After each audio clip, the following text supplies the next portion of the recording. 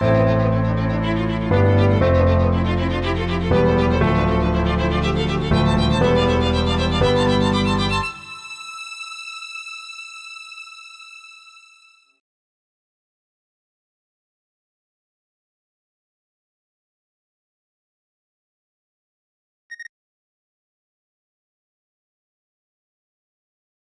had a very diversified career in terms of all the different industries that I've worked in.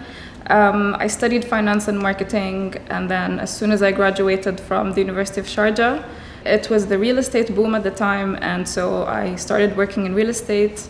Ended up doing my master's in real estate. It was about 5 to 6 years of that, and then with the economic crisis, I think that sort of somehow changed the paths of many of the people that I know today, including myself.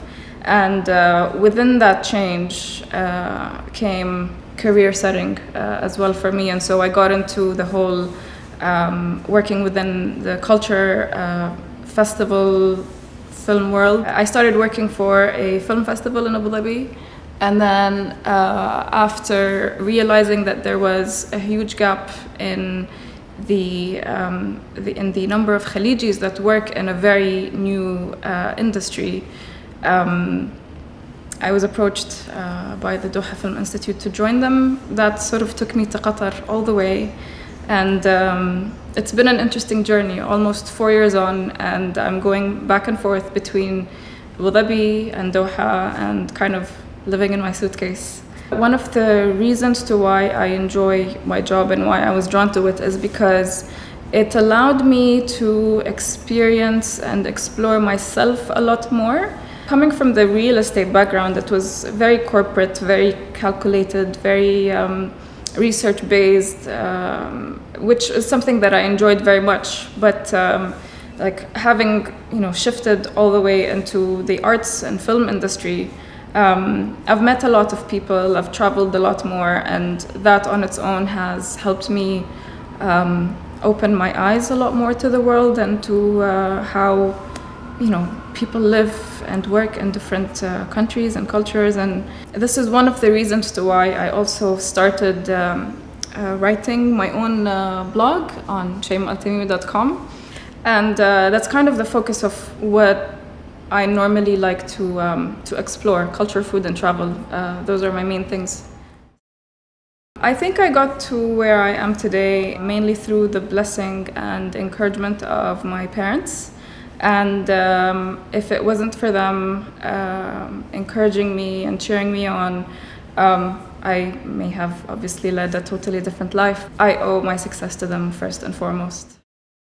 I faced a very big obstacle last year when I wanted to celebrate my 30th birthday on Kilimanjaro. I had to strategize how I would ask my parents about it. So first I obviously went to the softer side, and I had to speak to my mom, and she completely flipped. And I thought, you know what, I'll talk to her later on. I spoke to my dad, it was a complete no.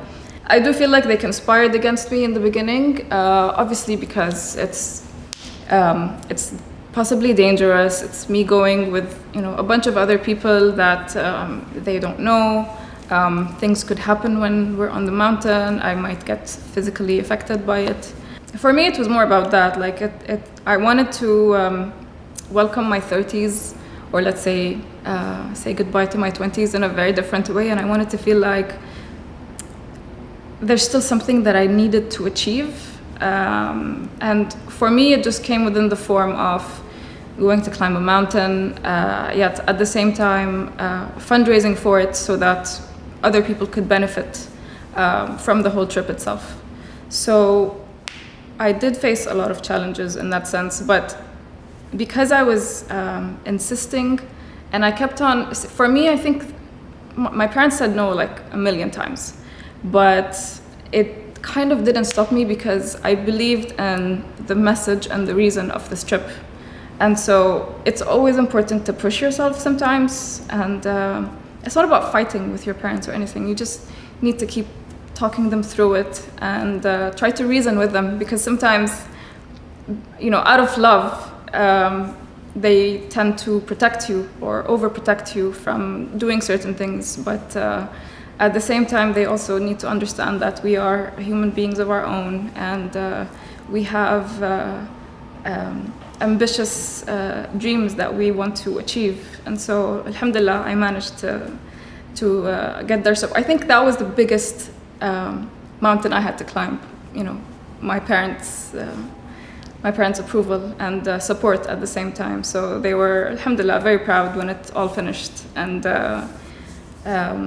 my father kept wanting me to tell other people about it. So for me, that was the most important thing that يعني كان راضي عليه.